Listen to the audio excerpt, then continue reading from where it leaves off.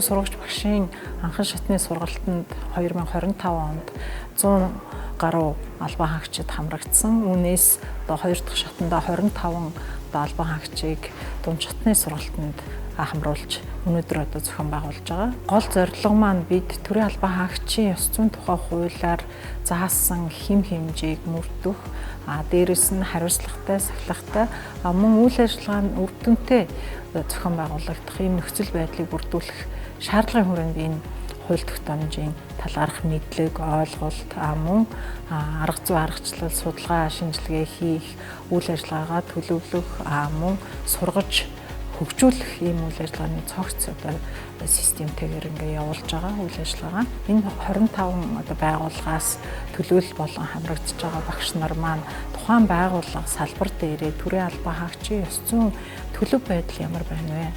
Байгууллага салбарын ёс зүйн эрсдэл ямар байгаа вэ гэдэг асуудал судалгаан дээр үндэслээд сургалт хөгжлийн үйл ажиллагааг зохион байгуулах, эрсдэлтэй нөхцөл байдал бий болсон тохиолдолд хэрхэн үйл ажиллагаа, гомдол мэдээллийг хэрхэн яаж хянан шийдвэрлэх вэ гэдэгтэй холбоотой мэдээллүүдээр төрийн албан хаагчдыг сургах юм одоо үүрэгтэй төгсөж байгаа.